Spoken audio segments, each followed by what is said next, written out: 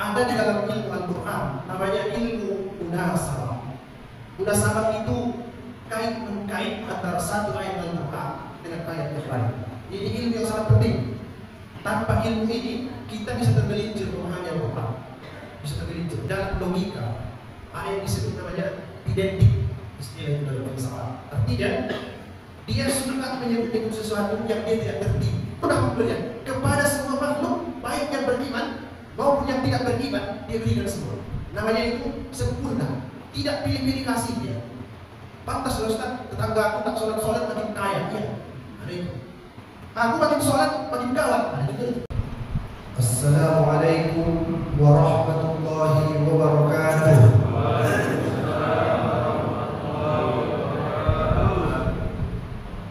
Alhamdulillah wassalatu wassalamu ala rasulillah alladzi man la nabiyya ba'dah wa man tabi'a sunnatahu ila yaumil qiyamah. Sama-sama kita hormati, kita muliakan ayahanda kita Bapak Ketua PKM Bapak Haji Fauzi Aries dan seluruh rekan-rekan beliau yang mengurus Masjid Amal Ikhlas.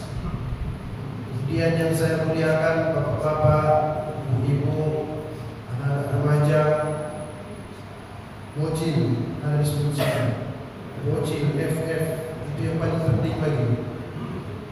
Karena anak kecil mengaji itu luar biasa. Kalau yang tua-tua biasa saja. Apa yang mau dicari lagi? Alhamdulillah, semua kita berkumpul di pagi hari ini untuk kembali belajar tafsir Al-Quran. Bapak Ibu yang saya muliakan, saya pagi ini ada 3 jadwal saya, tapi saya pilih ke sini. Kenapa? Seru di sini. Kok seru Ustaz? Dan sarapan. Setelah ngaji langsung sarapan, dan setelah memenuhi kebutuhan rohani baru memenuhi kebutuhan jasmani. Ada juga yang datang ini, aku saudara malas ngaji, tapi karena sarapan datang aja lah. Siapa lagi ustaznya kan harus saya bilang. Alhamdulillah, mudah-mudahan dua-duanya dapat pada pagi hari ini. Amin. Yang paling kuat aminnya itu yang lapar itu saja. Insyaallah. Hebat ini Pak Mesti. Bisa membuat program seperti itu luar biasa. Tapi mohon izin ini Bapak Ketua kami Ketua PKM, semalam saya hari Jumat juga istiqomah di veteran itu lebih ngeri lagi. Ustaz, tadi baru viral ini kata pengurusnya. Oh hebat saya bilang. Kenapa viral? Dulu tak ada masjid ini, tapi sejak kami buat makan gratis setelah sholat Jumat jadi rame. Kita bisa tiru lagi.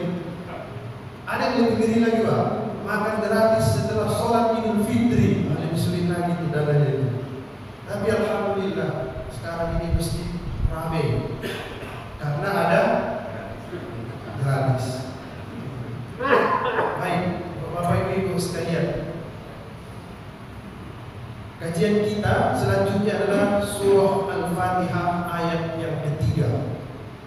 Kira-kira Bapak Ibu kita ulang lagi atau kita lanjut atau diulang sedikit yang sudah lewat itu? Saya yakin masih ingat kita itu ya. Jadi tidak perlu diulang lagi, kita lanjutkan saja. Sepakat Bapak Ibu sekalian? Sepakat. Baik. Ada di dalam ilmu Al-Quran namanya ilmu munasabah. Munasabah itu kait-mengkait antara satu ayat Al-Quran dengan ayat yang lain. Ini ilmu yang sangat penting. Tanpa ilmu ini kita bisa tergelincir memahami Al-Quran, bisa tergelincir. Saya selalu sampaikan contoh yang paling populer begini. Waqatilul musyrikina kaffah. Artinya itu bunuhlah semua orang musyrik. Bayangkan itu. Kalau dipahami itu semua. Namanya untuk mengaitkan itu nama ilmunya munasabah. Atau begini. Fawailul lil musallin. Celaka orang yang sholat. Itulah wanita. Ya kan? Ra'aitan ladzi yukadzibu bid-din. Agak di ujung fawailul lil jurus namanya ilmu muhasabah. Kalau begitu Ustaz, apa kaitannya ayat yang ketiga dari surah Al-Fatihah dengan ayat yang kedua? Di ayat yang kedua itu dia sebut Alhamdulillahi Rabbil Alamin. Segala puji bagi Allah, Tuhan semesta alam.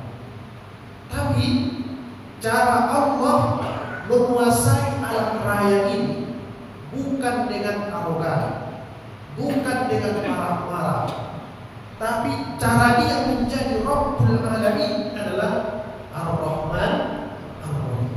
Apa itu? Yang Maha Pengasih lagi Maha Penyayang. Jadi bapak-bapak, ibu sekalian, kalau punya kekuasaan, contoh lagi, jangan berkuasa dengan sebenar-benar. Harus berkuasa dengan kasih dan sayang. Tapi nanti saya jelaskan. Kalau begitu Ustaz, karena kita memimpin dengan kasih sayang, kalau ada pencuri kita lepaskan dulu. Nanti dilarikan ke kotak infak itu. Datang Pak, kita biarkan saja. Kita memimpin dengan Ar-Rahman Ar-Rahim. Habis kotak infak. Ada pengalaman saya begitu. Karena saya sebut harus pakai kasih sayang, terakhir sebut boleh. Tidak. Nanti kita jelaskan bagaimana maksudnya. Bapak Ibu sekalian, Ar-Rahman Ar-Rahim. Ar-Rahman Ar-Rahim. Sering kita ulang. Paling tidak ini kita baca dua kata ini 34 kali satu hari satu malam. Di mana dia? Ayat pertama surah Al-Fatihah. Bismillahirrahmanirrahim. Satu. Kemudian Alhamdulillahi Rabbil Alamin. Baru kita baca lagi Ar-Rahman Ar-Rahim.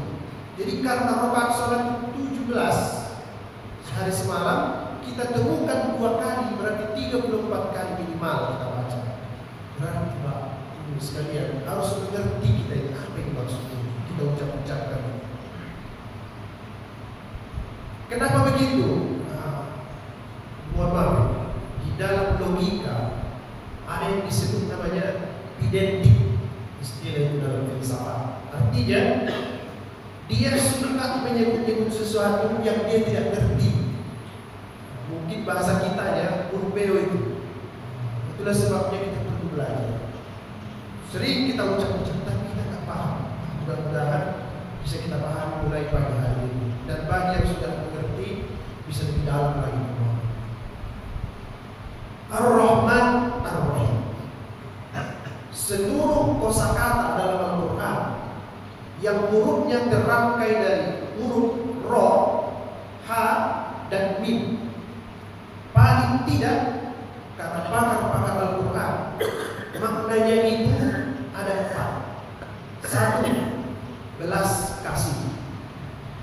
2. Kerahiman. Yang ketiga karunia. Dan yang keempat berkah.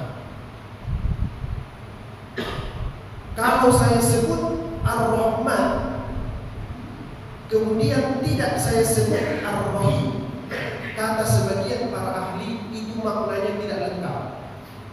Kenapa begitu? Dia mengatakan Rahman itu bukan bahasa Arab, tapi dia berasal dari bahasa Ibrani. Dia mengatakan seperti itu.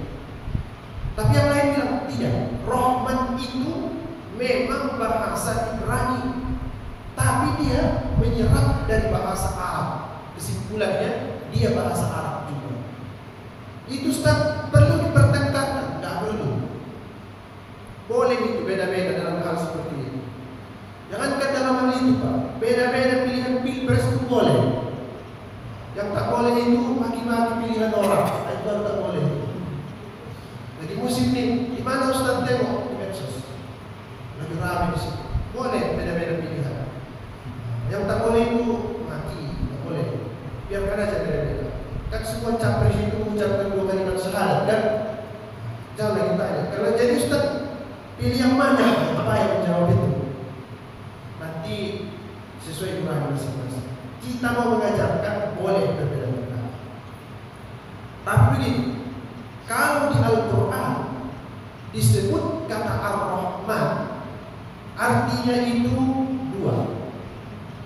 Satu, namanya itu disebut dengan istilah, saya bahasa Indonesia saja langsung, dia sempurna tapi sementara. Ar-Rahman, kasih sayang Tuhan yang sempurna tapi dia sementara. Ar-Rahman.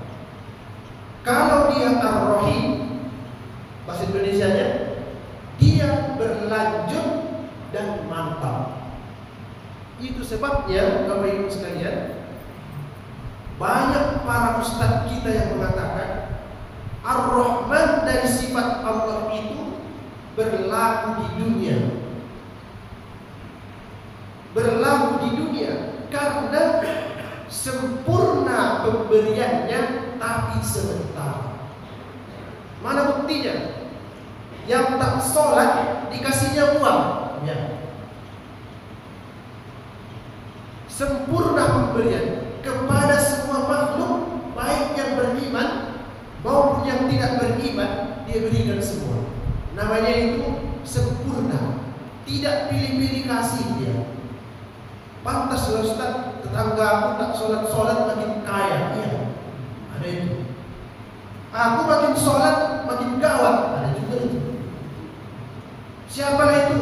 Janganlah ditanya, nanti susah. Dulu sebelum berjilbab Ustaz, mudah merasa hidup ini. Sekarang setelah berjilbab, banyak kali cobaan. Ar-Rahman memberikan nikmat secara sempurna, semua dapat, tapi sifatnya adalah sebentar. Jadi jangan heran, kita umat Islam ini sekarang berjumlah hampir 2 miliar di atas dunia, dari 9 miliar penduduk bumi, dan banyak yang kaya bukan dari kita yang mengucapkan 2 kalimat syahadat.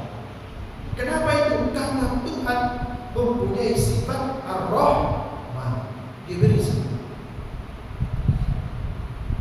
Kalau begitu, habis mengaji ini Ustaz, saya tidak mau lagi sholat, karena kan Tuhan Ar-Rahman, dia maha sempurna.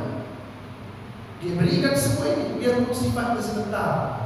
Kalau Bapak Ibu semakin jauh dari agama ini, tapi semakin banyak mendapat rahmat, namanya istidraj dalam agama. Hati. Dalam bahasa orang Medan, kau kalau tak bisa lagi kubilangi, bantai kau di sini, nanti tunggu kau di. Jangan sampai. Itu sebabnya dibilang orang, kalau musibah yang datang dan mendekatkan kita kepada Tuhan, itulah namanya nikmat. Tapi kalau nikmat yang datang menjauhkan kita dari Tuhan, itulah namanya musibah. Harus pandai-pandai mengintip-intip, aku ini dapat nikmat atau musibah. Jangan mengandalkan sifat dari Ar-Rahman dari Allah Subhanahu wa Ta'ala. Itu saja makna Ar-Rahman. Banyak penafsiran sangat banyak. Yang kedua, Ar-Rahim. Ar-Rahim itu maknanya al-istimrar was-subur. Nikmatnya itu kalau dia Ar-Rahim, dia berkesinambungan, berkelanjutan dan tetap. Kapan itu? Nanti setelah hari kiamat. Dan ini hanya khusus didapatkan oleh orang-orang Islam. Kenapa disebut dia berkelanjutan? Karena di surga itu khalidina fiha abada, kekal manusia itu selama-lamanya. Kemudian dia mantap as-subur, tetap di dalam hati manusia, dan puncaknya itu adalah surga. Jadi carilah itu. Kalau tidak dapat Ar-Rahman, Ar-Rahim harus dapat. Jangan dibalik.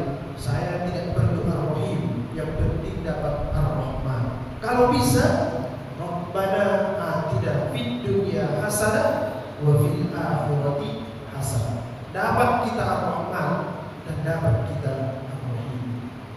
Begitu Bapak Ibu sekalian, salah satu penafsiran. Kemudian kita lihat makna yang kedua.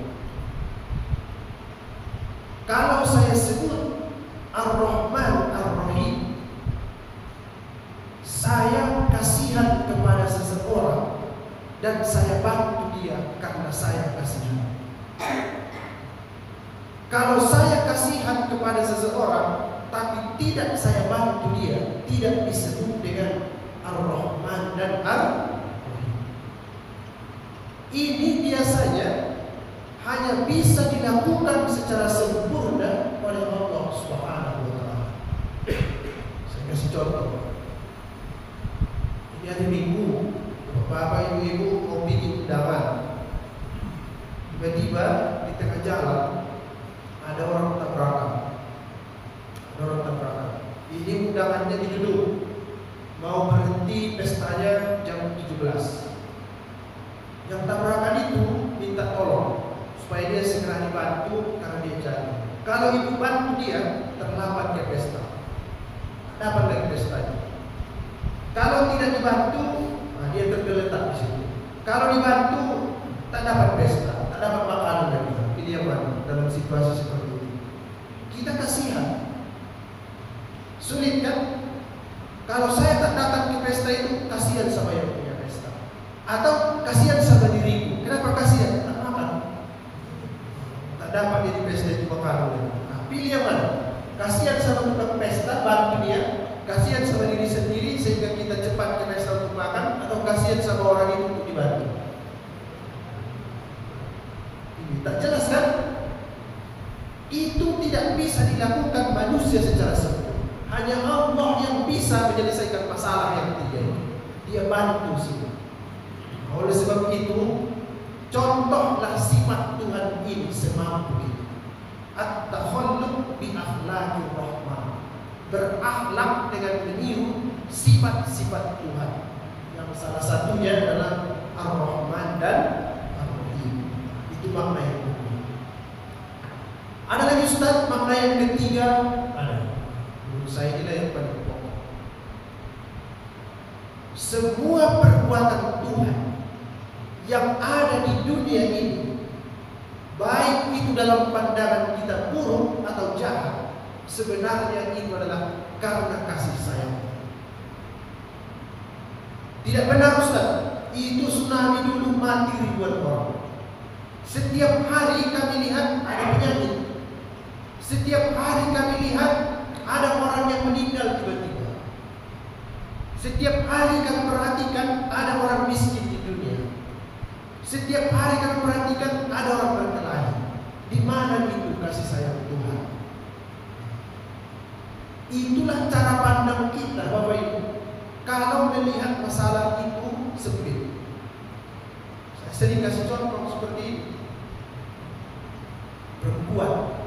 Perempuan yang cantik, tapi dia punya tai lalat di wajahnya. Anak kecil di situ, ada tai lalat di situ. Kalau Bapak Ibu hanya memandang ke itu, ke titik yang hitam itu, perempuan itu cantik atau jelek? Jelek, karena hitam wajahnya jadinya. Hitam wajahnya, karena cuma itu yang dipandang. Tapi pas kita pandang seluruh wajahnya, ternyata titik yang hitam itulah salah satu sumber kecantikan. Kita sebut manis sekali cewek itu, ada tai lalat di wajahnya. Yang bayangkan istri orang, bayangkan istri sendiri, bahaya. Begitulah melihat perbuatan Tuhan di dunia. Kalau tidak seperti itu, kecewa kita dalam hidup ini. Kecewa kita. Semua yang dilakukannya itu baik, dan semua yang baik itu itulah perbuatan Tuhan. Ada lagi contoh, sifat yang dominan, yang mutlak dari Allah itu adalah Ar-Rahman, Ar-Rahim. Apapun yang dilakukannya pasti bermuara ke Ar-Rahman, Ar-Rahim, kasih dan sayang. Contoh, air. Sifat yang dominan dari air mengalir ke tempat yang rendah atau ke tempat yang tinggi, Bapak Ibu sekalian, ke tempat yang rendah. Tapi kalau kita pergi ke air pancur, mana yang mengalir? Air pancur ke atas, ke tempat yang tinggi atau ke tempat yang rendah atau ke bawah? Kalau pakai sanyo, naik ke rumah itu kan. Apalagi kalau masjid kita ini ada bak di atas, naik ke atas, tak jadi dia mengalir ke tempat yang rendah. Nah, itu kenapa? Sifat Tuhan itu yang dominan adalah kasih sayang, ke situ mengalirnya. Tapi kalau kita ganggu dengan perbuatan buruk, dia berubah menjadi mengalir di atas. Sifat dasar air itu mengalir ke bawah. Tapi karena dia dibantu alat lain, ada faktor yang lain dari luar dirinya, dia berubah menjadi mengalir ke atas. Allah itu sifatnya itu Maha Pengasih dan Maha Penyayang. Tapi karena kita alim-alim di dunia ini, datang siksa. Tapi Ustaz, tak semua kan itu siksa, tidak. Nanti kalau ada waktu bisa saya jelaskan di sini apa itu bedanya musibah, apa itu bedanya bala, apa bedanya fitnah, apa bedanya azab, apa bedanya iqab dalam Al-Quran. Tapi salah satu sebab siksa Tuhan itu datang karena kita berbuat buruk. Itu salah satu sebab. Itulah yang mengubah sifat dasar dari Ar-Rahman dan Ar-Rahim dari Allah Subhanahu wa taala sehingga menurunkan siksa. Kalau begitu, salah satu sebab datangnya penderitaan manusia karena perbuatan kita. Marilah kita introspeksi Pak. Mengenai hari ini, sekarang ini harus hati-hati. Di mana saja bisa berbuat jahat. Terutama di mana? Di medsos. Tak tahan jarinya. Bawaannya mau ngecek orang dari medsos. Itu. Kenapa dia ngecek? Beda pilihan. Kan? Ngecek. Itu dosa. Kalau itu kita lakukan, paling sedikit kata para ahli, hati kita menjadi hitam. Satu titik dibuat Tuhan di situ, makin sulitlah kita menghadapi kehidupan. Itu sebabnya Bapak Ibu sekalian, di dalam Al-Quran disebutkan kata wa'ala nafsihir rahmah. Tuhan itu telah menetapkan dalam hatinya sifat ar-rahmah. Itulah sifat dasar. Terus kita baca di dalam sholat. Jangan pernah tinggalkan, apalagi sholatnya selalu baca Bismillahirrahmanirrahim, Alhamdulillahirabbil alamin. Kemudian Ar-Rahman Ar-Rahim. Terus kita lakukan. Dan yang paling penting kita berusaha mencontoh sifat Tuhan. Ar-Rahman. Itu tafsir yang ketiga. Yang keempat, ini yang terakhir, saya kira penting juga. Apa itu makna Ar-Rahim, Ustaz? Rahim artinya tempat peranakan. Itu sebabnya Bapak Ibu sekalian, tempat kita numpang di perut ibu kita itu apa namanya? Rahim. Dari situ kata-katanya. Apa itu rahim itu? Tempat seorang ibu menumpahkan kasih sayangnya. Itu rahim. Apa buktinya? Maaf, saya suka kasih contoh-contoh supaya real dalam kehidupan. Mohon maaf ibu, mohon maaf. Ibu ditakdirkan oleh Allah melahirkan anak yang hitam. Maaf ya, karena ada yang tersinggung. Nanti dilaporinnya pulang. Ustaz itu jangan diundang, ini lagi kerjanya. Dicontoh, hitam, pendek, jelek pula lagi, rambutnya keriting. Tainalanya besar, hidungnya di tengah-tengah. Udah begitu, tidak bisa bicara. Tidak bisa bicara. Setiap hari kerjanya pakai celana pendek, buka baju, udah hitam, buka baju pula lagi. Mau ngapain dia? Cari ikan laga. Tiap hari itu aja kerja, cari ikan laga. Tak mau sekolah. Itulah anak ini. Tiba-tiba, suatu hari datang orang ke rumah. Bawa anak putih, tinggi, tegap, berwibawa, wajahnya bersih, rambutnya disisir, kemudian bajunya rapi, pakai jas, pakai dasi segala macam.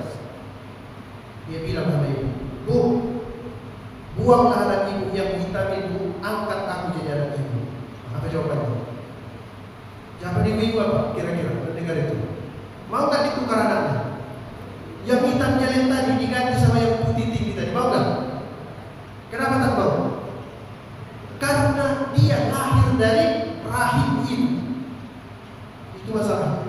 Dia lahir dari rahim, tempat peranakan, tempat kasih sayang yang tidak bisa diganti dengan apapun. Apa maknanya? Didik itu baik-baik anak itu. Karena biarpun bagaimana, dia adalah anak ibu yang tidak mau ditukar dengan siapa. Atau mau dibeli orang 1 miliar, mau gak? Udahlah mau jual lama, mau jelek kali tentang, mau gak? Gak mau. Selama kita normal, sehat, tidak mau kita itu. Kalau begitu, anak itu aset yang paling berharga. Sayangi dia dengan betul-betul, karena dia adalah pusat datang dari rahim. Cara menyayanginya bagaimana? Kalau dia tidak sholat subuh, bangunkan. Jadi bangunin tadi pagi. Tak bisa Ustaz, kenapa dia kalau dibangunin? Nah, itu sudah masalah. Kok tahu Ustaz? Sama, saya bangunin mengamuk juga. Sama kita, sama penderitaan kita dalam masalah ini. Kalau begitu bagaimana? Lihatlah sabda Nabi. Kalau dia umur 7 tahun, suruh tegas. Kalau dia umur 10 tahun, pukul. Tapi jangan menyakitkan. Saya bukan itu yang penting dengan saya. Yang sebelumnya itu ada penjelasan ulama begitu. Kalau dia umur 7 tahun, suruh. Kalau umur 10 tahun, pukul. Pertanyaannya, dari umur 7 tahun sebelum dia 10, udah suruh belum? Ini enggak, ini 7 tahun suruh. Tunggu 2 tahun, 3 tahun lagi, baru suruh lagi. Nah, itu keliru. Itu yang cocok dipukul, tahu gak siapa Pak? Mamanya dipukul sama ayahnya sekalian. Karena yang penting itu prosesnya. Konsisten menyuruh dia dari umur 7 tahun sampai dengan 10, insya Allah berhasil. Ini dibangunnya tahun 2020, baru disuruhnya sholat tahun 2023. Bagaimana itu ceritanya? Udah dekat pilpres, bisa lagi lah. Proses sayang itu adalah aset kita karena dia lahir dari tempat yang penuh dengan kasih sayang.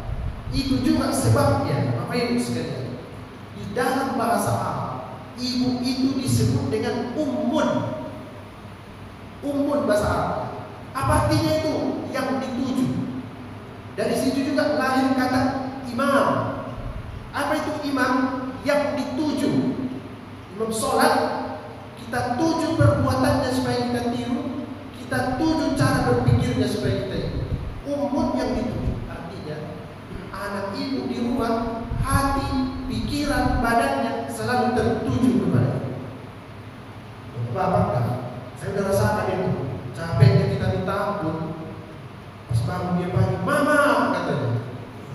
Mama kan di sini, mama kata sekali lagi. Kenapa itu? Umum. Kalau begitu, kalau hati, pikiran dan fisik anak tertuju ke ibu, kasih contoh yang baik.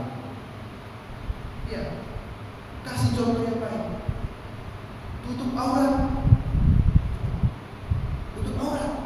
karena pikiran anak kita ke mamanya. Kalau kita tak mampu pakai singlet, itu masih tutup aurat. Pakai celana kongkol sampai lutut, tapi jangan pas ngaji. Datang di sini, ustaznya pakai singlet, bayang-bayang itu, pakai celana pompo, syarti gitu, tidak.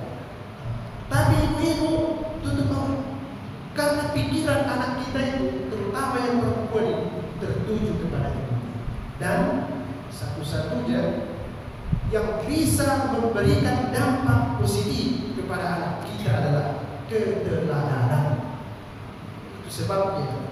Cek seluruh ayat Al-Quran, tidak kita temukan ada para nabi itu yang sangat ahli dalam pidato, tapi mereka itu adalah uswatun hasanah. Nabi Muhammad itu disebut jawami'ul kalim, ucapan-ucapannya bagus, mencakup segala macam. Itu sebabnya ini tidak populer ayat itu. Qad kana fihi uswatun hasanah. Jadi contoh yang baik. Kita ini Bapak Ibu sekalian, kita cari bagaimana ini supaya bagus. Supaya bagus, bagaimana ini caranya? Supaya bagus. Cara yang paling baik adalah jadilah contoh. Jadilah contoh. Kasih sayang itu anak dengan memberikan keteladanan. Jangan pernah Pak bilang, "Piko sholat. Bapak mau kemana?" Malah 6. Itu nggak bisa itu. Yakinlah semua. Piko sholat, piko ngaji, piko. Bapak mau kemana? Gede. Nggak akan berhasil. Yang betul itu, ayo kita sholat. Mari kita sholat.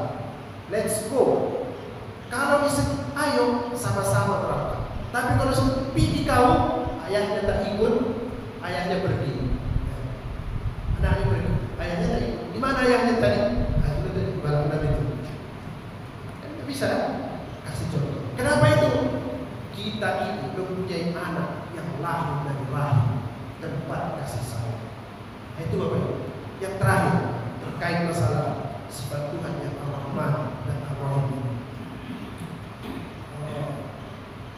Jangan pernah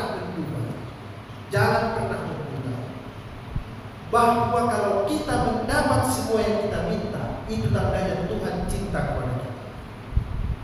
Jangan pernah menduga kalau kita tidak dapat yang kita doakan, Tuhan marah kepada kita.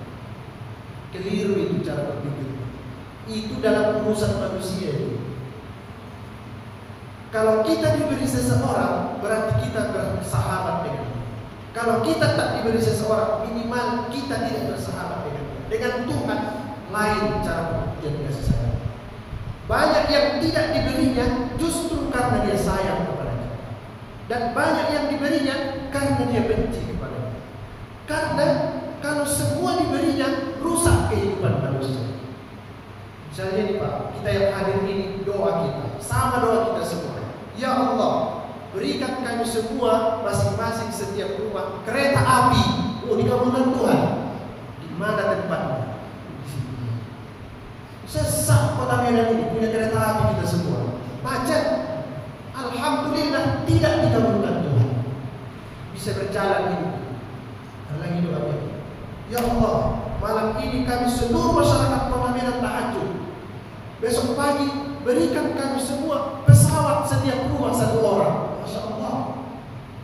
Yang terjadi dengan Kota Medan menjadi kota pesawat, macet semuanya. Yang pagi itu tidak bisa ngaji. Kalau datang Ustaz, macet, ada pesawat di jalan Bayangkara. Susah kita dibuat. Alhamdulillah, tidak semua yang kita minta itu diberikan oleh Allah Subhanahu wa Ta'ala. Kalau semua diberikannya, justru kita harus hati-hati. Karena pembuktian sifat kasih sayang Tuhan bukan dengan pemberian, bukan dengan penolakan. Pembuktian sifat kasih sayang Tuhan, kalau Bapak Ibu tetap ada di rel agama, itu aja tandanya sedikit itu. Saya Ustaz susah hidup ini, masih sholat 5 waktu, masih mendapat Ar-Rahman. Saya Ustaz setiap malam ke diskotik, tapi gajiku 100 juta, istidroj. Hati-hati yang itu. Justru itu lebih berbahaya.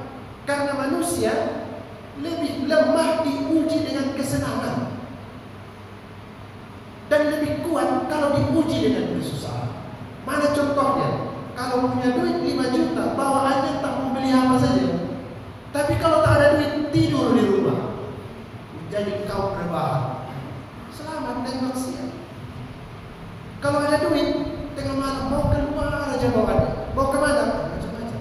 Tapi kalau tak ada duit, tidur di rumah cepat. Nanti bisa sholat subuh. Ini enggak. Karena dia pergi 1 malam keluyuran, bangun di jam 6, tinggal sholat subuh. Karena ada duit. Jadi sekali lagi, tandanya kita mendapat kasih sayang Tuhan bukan kaya atau miskin, tapi kita masih ada tidak di rel agama. Itu aja tandanya. Sesederhana itu Bapak Ibu, memahami kata Allah. Jangan pernah sebut Tuhan tidak sayang sama. Buktinya dia tidak kasih apa-apa. Kata ulama sufi, namanya tafsir Ruhul Ma'ani, penulisnya namanya Mahmud Al-Alusi. begini disebutkan di situ. Aku lebih senang kalau doaku tidak dikabulkan. Karena kalau Tuhan mengabulkan doaku, berarti Dia memberikan keinginanku. Tapi kalau Dia tidak mengabulkan doaku, berarti aku menerima takdir yang diberikan oleh-Nya. Jangan gara-gara ini, tidak usah berdoa lagi, tidak usah berdoa lagi. Kajian tadi sudah, itu saja. Yang kedua, juga riwayat seperti ini. Ya Allah, buatlah aku kuat untuk membagi-bagi hartaku, dan jangan buat aku kuat untuk mencari-cari harta. Bahaya, Ustaz tidak sanggup ini. Tapi begitulah tandanya bahwa kasih sayang Tuhan itu ukurannya bukan harta, tapi masih kita hidup tidak di dalam aturan agama. Mudah-mudahan Bapak Ibu sekalian, kita mendapat Ar-Rahman dan Ar-Rahim. Dapat Ar-Rahman di dunia dan dapat juga Ar-Rahim di akhirat. Kita mendapat kasih sayang dari Allah Subhanahu wa taala. Jangan lupa selalu baca Bismillahirrahmanirrahim. Jangan lupa selalu baca Ar-Rahman Ar-Rahim. Itu juga ibu-ibu yang pilih bapak-bapak ada di Asmaul Husna, ya kan? Allahur Rahman Ar-Rahim Al-Malik Al-Qudus As-Salam. Dihayati kalimat-kalimat itu. Kalau lupa, jangan lupa subscribe, like, dan share. Ada di nanti di YouTube, direkam.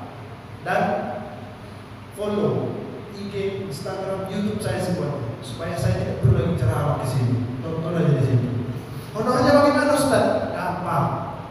Ada nomor rekening, gampang. Jadi tidak perlu lagi datang-datang. Mudah-mudahan kita semua tak bisa bersilaturahmi. Terima kasih Bapak Ibu, sesuai perintah PPKM 630. Karena kalau lewat ini bisa masuk neraka ini. Tidak dapat Ar-Rahman dan Ar-Rahim. Terima kasih PPKM atas waktunya. Mudah-mudahan bermanfaat kajian kita ini. InsyaAllah kita lanjut di kesempatan yang akan datang di surah Al-Fatihah ayat yang keempat. Terima kasih dan mohon maaf. Mudah-mudahan kita semua tetap konsisten melaksanakan sholat subuh berjamaah. Terima kasih. Assalamualaikum warahmatullahi wabarakatuh.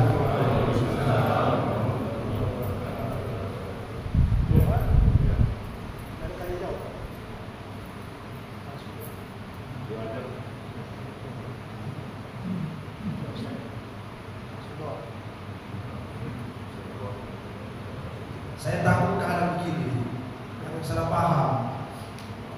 Jadi terpotong-potong masalah. Ada Bapak Ibu kira-kira yang bertanya atau perlu disampaikan. Saya sering mengalami itu, sering kali. Ada saya pernah ceramah begini, sering saya kasih tahu. Al-Quran itu tidak ada semua di dalamnya ilmu. Saya bilang yang ada dalam isyarat-isyarat ilmu. Ada yang bilang begini. Semua ada dalam Al-Quran. Salah itu ceramah sudah betul. Saya tanya, ada rumahnya di Al-Quran cara buat mobil? Ada cara buat blender dalam Al-Quran? Cara buat ikat pinggang, kaos kaki? Tidak ada itu. Yang ada itu isyarat-isyarat ilmiah. Dia sebut afala tatafakkarun, berpikir dalam. Dari situlah cara buat ban mobil. Pikirkan ban mobil itu supaya bulat. Mikir, jangan kau buat segi empat. Bagaimana itu ceritanya? Nah itu maksudnya. Tapi dipotong kalimat itu sehingga dituduhnya pula saya sesat. Masya Allah, itu tak direkam. Jadi nanti nikah ini, Ustaz, saya bilang itu. Karena dia begitulah. Ini kalau ada yang salah paham, tolong disampaikan. Itu kasus pertama. Yang kedua juga, waktu menafsirkan surah Al-Baqarah ayat 102, saya sebut. Harut dan Marut itu bukan malaikat, saya bilang. Mereka itu iblis, syaitan, orang jahat. Menurut Imam At-Tabari paling tidak ada 7 pendapat siapa itu Harut dan Marut. Dipotong. Kalimat yang pertama dan kedua itu disebut. Kata Ustaz itu Harut itu iblis. Astagfirullah.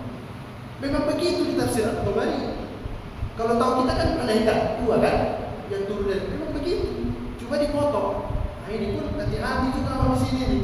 Apalagi ada video aja kan. Jadi kalau ada yang kurang jelas, boleh ditanya. Tapi kalau tidak ada, kita langsung doa saja. Mudah-mudahan clear semua. Doa ya Pak.